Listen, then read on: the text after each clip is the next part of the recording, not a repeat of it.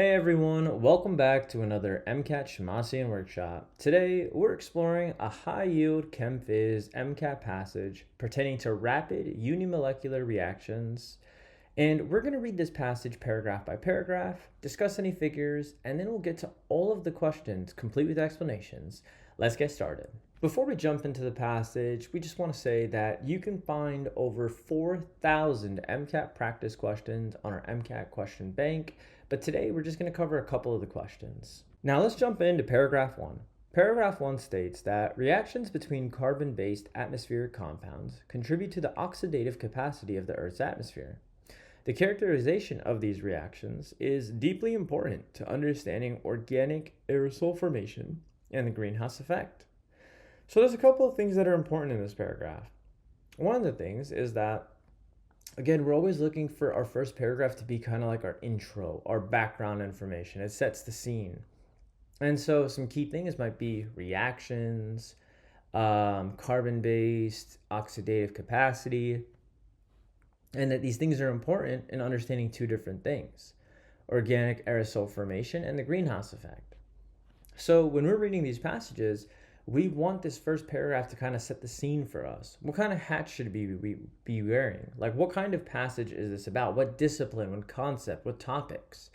And if we wear that hat now, this passage being a pretty like chemistry, organic chemistry seeming passage based off of those keywords in the paragraph, we can kind of keep our eye out for those unique, important words that might show up in remaining paragraphs or figures.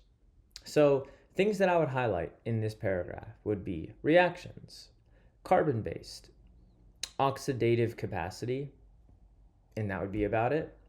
And so again, those things will set the scene for our paragraph. Now let's jump into paragraph 2. And it states, the ozonolysis of certain organic alkenes and their exothermic decomposition results in production of carbonyl oxides called Crea-G intermediates. Researchers identified two Crea-G intermediates that are considered to be representative Crea-G intermediates with chemical formulae C5H8O3 and C6H10O3.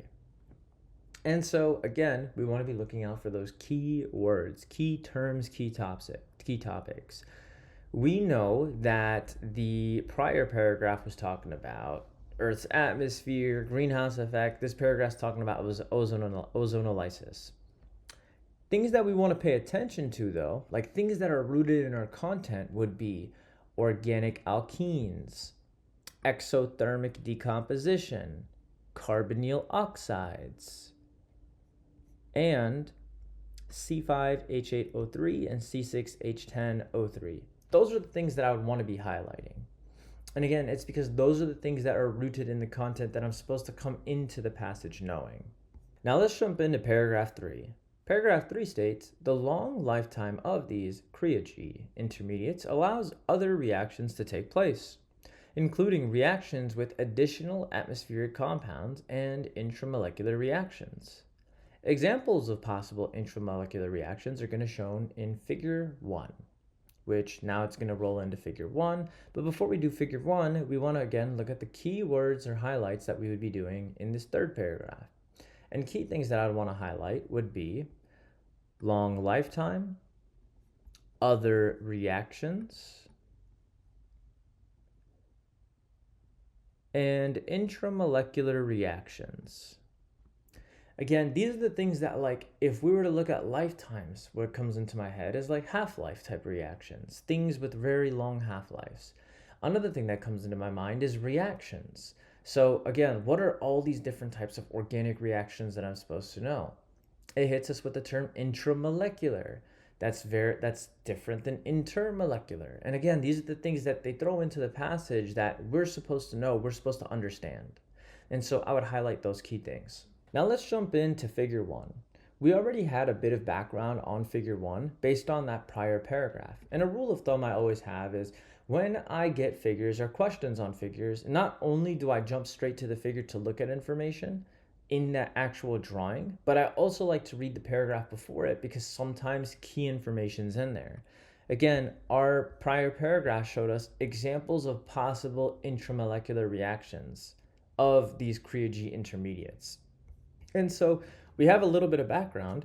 And with this type of figure, when there's a lot of details here, again, with figures, I just want to pay attention to, I'm looking for title, I'm looking for axes, independent or dependent variables, I'm looking for statistical significance, I'm looking for patterns. I'm looking for easy stuff, simple stuff. Can I look at this figure and understand what key information's in it? Are there very clear patterns or trends that I should be aware of? And is it statistically significant? I don't see any statistical significance. This isn't math. This isn't some type of calculation. So there really shouldn't be any statistical significance here. In terms of pattern, the only thing that I'll notice is that the molecules on the left seem to be changing slightly in between every single one of these renditions. And so the big thing here is I don't want to spend too much time on this figure. I don't want to get sucked into this passage too much. All I want to know is that there's different Crea-G intermediates and they're folding themselves into different rings. And when they're doing that, the key thing is that they're showing different stereoisomers. They're showing me cis and trans arrangements. They're showing me different membered rings. Like for example, it says Z5RC or E5RC, Z6RC, and E6RC. That's just telling me that it is a 5 or 6 membered peroxide ring, and it's just telling me that it's a membered ring closure. That's what the RC stands for. So a 5RC is a 5 membered ring closure. So again, just showing me different types of stereoisomers. That is all that this figure, the takeaway of this should be. Not too much detail, don't dive too deep. Just keep in mind, this paragraph showing me the intramolecular reactions. There's stereoisomers here, Z versus E, 5 members versus 6 members. If we get a question on it, we can always come back. Now let's jump in to paragraph number 4. Paragraph number 4 states that researchers conclude that the energy barrier for an intramolecular reaction of a Crea-G intermediate is dependent on the conformation of the original molecule. Crea-G intermediates with the same chemical formula may assume one of a variety of conformations. A reaction coordinate diagram for the intermolecular reaction of SYN C5H8O3 is shown in figure 2. And so again, this paragraph is telling us a little bit of background about figure 2. And let's unveil the highlights here. The highlights would be that this has our conclusion, so conclude, energy barrier, intramolecular reaction,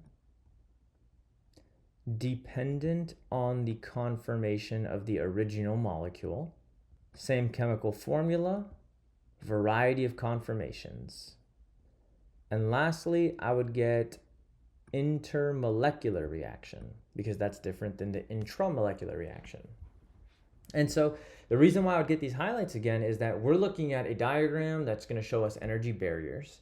We're looking at intramolecular reactions versus intermolecular reactions. And we're looking at the intramolecular reactions being dependent on something. Dependent on what? The original molecule. Things could have the same formula, but they could have a variety of conformations. Which again, that's where those stereoisomers came from in the prior paragraph, or the prior figure. And so I also highlighted intermolecular because again, we're getting a split between intramolecular versus intermolecular. We want to understand the key differences between them. We want to keep these thoughts separated. We don't want to get them blended together and get things mixed up because they're two very different types of reactions. So again, this is for a SYN C5H8O3. We're looking at any energy barriers. It's dependent on the conformation of the original molecule. You can have the same formula, but a variety of conformations. Now let's jump into figure number 2. Figure number 2 states, the title is Free Energy Profile for the Intramolecular Closure of SYN C5H8O3. Again, keep in mind that this is the intramolecular closure. The passage showed us that it was written as an intermolecular reaction of C5H8O3 in the prior paragraph. So again, keep these thoughts different. They're two different types of reactions, intermolecular versus intramolecular. We want to always keep that separated. And when we're looking at the figure, again, keep it as simple as you possibly can. This reaction is just showing us a coordinate diagram that has the change in H versus reaction progress. And it's for one of those closures, the SYN isomer. And so it's just showing us that the reactant, it starts at a baseline of 0. And there's these different transition states, and those appear at different peaks. Those values are going to be possibly helpful for future math questions. Anytime that you get numbers in passages with Chem Phys, you always want to be thinking about you might be solving some type of math. And again, you have the reactant, you have different transition states, you have different products. And so the lower the transition state barrier, the faster that pathway. That is your kinetic control. And the deeper the product valley, the more stable that product. That is your thermodynamic control. And so again, when we're doing figure 2, it's all about energetics and kinetics. Which closures are easiest to form and which are most stable. So figure 1 is just showing us what possible ring closures can happen. We almost have like a menu of structure. And then figure 2 is showing us which closures are favored and why. Is it energy, kinetic? Is it thermodynamic control? What exactly is it? Now let's jump into paragraph number 5. It says, it is additionally found that the enthalpy of activation for conversion from anti-C5H8O3 to the syn molecule is about 35.43 kilocal per mole.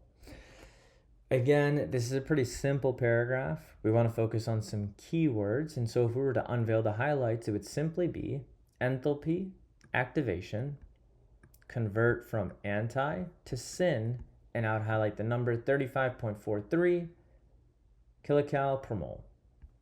Keeping it simple, again, they're showing us some numbers. This is highly likely that it's going to show up in some of the questions because anytime we get math, there's a good chance you're going to get a question on it.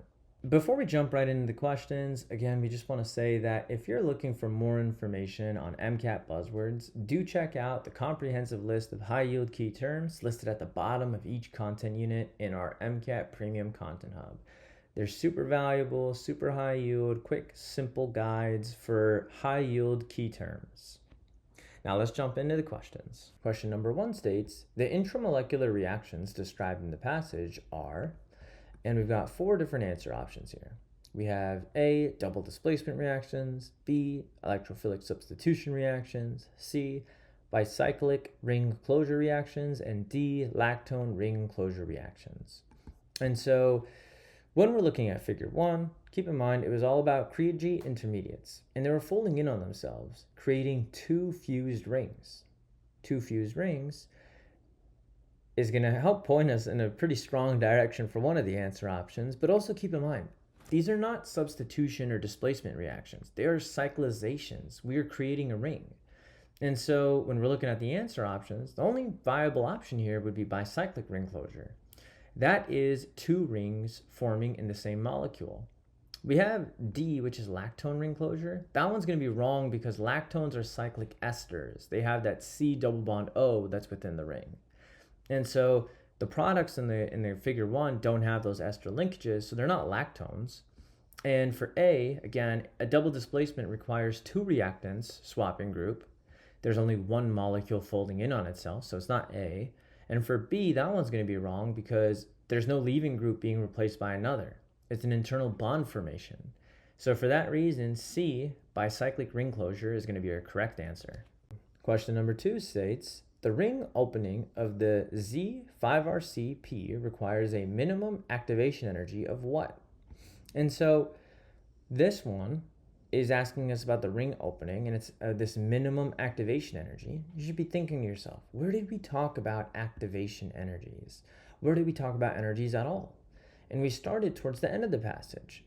We started talking about it in figure 2 and in that final paragraph. And so with the question, it's asking us about Z5RCP, and it's the minimum activation energy. So to answer this, we would have to go to figure 2, and we would find that product, that P, that 5RCP, the Z5RCP, that is their product. And that is at negative 33.17 kcal per mole.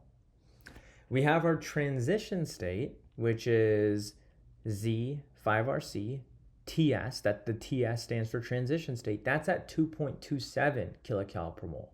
Keep in mind that's a positive 2.27. So if we're calculating the minimum activation energy, all we have to do is we take our transition state, our positive 2.27, and we're going to subtract our energy that we had for the product. And that is your negative 33.17. So we're doing 2.27 minus negative 33.17. So that's going to get us an even bigger number, which is 35.44 kilocal per mole. And so the only answer option that's going to match there is answer option D. Now let's jump into question number 3. Question number 3 is stating that as compared to intramolecular closure of anti-C5H8O3, the intramolecular closure of syn C5H8O3 is what? In this question, you want to be thinking about where did it reference this information? And this information showed up in that very last paragraph where it was talking about anti versus syn. And in this case, we want to be thinking about, well, syn closures have a change of H, which is negative, which is usually spontaneous. It still has an activation barrier, which requires activation energy. And we're not given the anti-closure's activation energy. So we can't compare rates. So with that being said, what we have to do is we started chipping away at the answer options slowly. We have 4 answer options.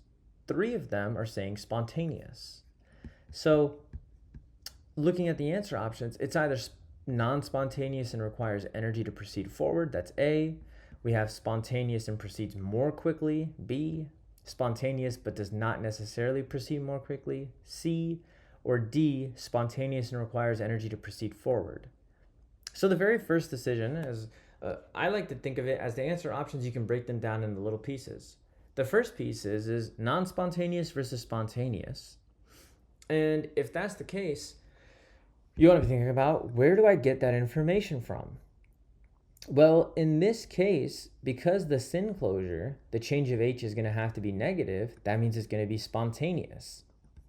So that means that answer option A is out, and all that's left is B, C, and D. Now that answer option A is out and we're left with B, C, and D, we just have to work our way through it. When we're looking at answer option B, no speed comparison, there's no speed comparison that can be made to the anti-closure. So we don't know if it's going to be more quickly. With C, this is going to be your correct answer because it matches the data and that it's spontaneous, but we're not like making any of these unsupported rate claims about which one's going to be faster or quicker. So C is a really good answer, and that's likely going to be our answer. And then we have D, which is, in general, it's true, but it fails the compared to the anti part, since both would require some type of activation energy. And again, we don't have that information there. And so we can't really make that claim of requiring more energy. So for that reason, we're going to have to go with answer option C. It's true, and it doesn't fall into the idea of making a claim that is untrue or cannot be validated. We don't have evidence for. So we go with C, which is our simplest answer, our most general answer, and it's not making a claim that we don't have evidence for. All right, so let's jump into question number 4. Question number 4 states, which of the following reactions occur during the ring closure reactions? We have Roman numerals, and Roman numeral 1 states binding of a carbonyl carbon atom to a terminal oxygen atom in a carbonyl oxide group. Roman numeral 2, which is binding of an oxygen atom to the carbon atom in a carbonyl oxide group. And formation of a carbocation intermediate. So, with this question, we want to be thinking, this reaction, this cyclic product that's forming. So these products form as 2 bonds are formed between the carbonyl group and the carboxylic acid group on either end of that Crea-G intermediate. So these bonds must be formed, therefore, between carbon and oxygen atoms. And so because of that, statement 1 and 2 have to be true. There really isn't that much evidence for statement number 3, which is that this carbocation intermediate is formed. Carbocation intermediates are really unstable, and because of that, statement 3 is going to be wrong. And so when we're looking at question number 4, we're going to have to go with answer option C. Because again, these bonds have to be formed between carbon and oxygen atoms. And because of that, statement 1 and 2 are going to be true. Now let's jump into question number 5, and it states, a flask containing 0.05 moles of Syn C5H8O3 is subjected to light to encourage the intramolecular reaction to proceed forward. Which of the following should the researchers expect to occur? We have A, colder reaction condition will result in a higher proportion of the Z5RC product. B, warmer reaction conditions will result in kinetic control and a formation of a more stable product. C, the reactants and products will be unable to be separated using ethanol and hexanes. And D, any of these E5RCP that is formed will be converted to Z5RCP. And so when we're looking at this question, the thing we want to be thinking about is this reaction under kinetic control? So the answer to that would be yes. This reaction is under kinetic control, and so at lower temperatures, you have a higher proportion of the lower enthalpy product being formed. Because of that, answer A would be correct. So another way that we could be thinking about that is that at low temperatures, product ratios reflect the kinetic control. And so the pathway with the lower activation barrier is going to win. So from the energy diagram, we can see that the Z5RC pathway has the lower transition state barrier compared to the E5RC path. So colder conditions favor the Z product. And so again, because of that, colder reaction conditions will result in a higher proportion of the Z5RC product. Let's get into the final question, question number 6. It states, how could infrared spectroscopy be used to confirm that an intramolecular reaction of Syn C5H8O3 has occurred? We have answer option A, saying the presence of peaks at 3200 to 3500 centimeters confirms the presence of an ester bond. Elimination of peaks around 1700 centimeters confirms the removal of a carbonyl bond. Shifting of peaks downfield indicate that oxygen atoms contribute to electrons to shielding. That's answer option C. And finally, answer option D, the presence of triplet peaks in the spectrum indicates that additional bonds are formed near neighboring hydrogen atoms. So with this question, the way that you want to be thinking about this is the presence of sharp peaks at around 1700 wave numbers is going to signify the presence of any carbon to oxygen double bonds within a molecule. And so their absence indicates that it has been removed during the intramolecular reaction. Because of that, answer option B is going to be correct. When you're looking at peaks of around 3200 to 3500 wave numbers, that indicates the presence of OH groups. And that would be any molecule that has an alcohol. That would be answer option A, and for that reason, A is wrong. If we're shifting peaks downfield, or we have triplet peaks or splitting peaks, those are phenomena that have to do with proton NMR spectroscopy. That doesn't actually even have to do with infrared spectroscopy. And so because of that, we could have knocked off C and D completely, just because it's with the wrong experimental technique. And with that, it looks like we survived to the end of another really tough passage. That was another organic passage. It was dense, it was a little complicated, but with good strategy, hopefully you guys can see that you can tackle these passages and apply the little bit of content that we need for these passages to help make it make sense, to help kind of guide you through the passage and focus on the key elements as opposed to all the little fine details that might be in those complicated figures. So thank you again for joining. We have this walkthrough, and I hope that it was helpful in your MCAT journey. If you're looking for more practice resources, you can always visit our MCAT question bank or premium content hub for thousands of sample problems. If you want a more personalized approach, you're always welcome to work with our MCAT experts, and they provide one-on-one tutoring as well as individualized study schedules and test-taking strategies that go a step further than just content review. Check out our website to learn more, or feel free to drop a comment here with any questions you may have. Happy studying.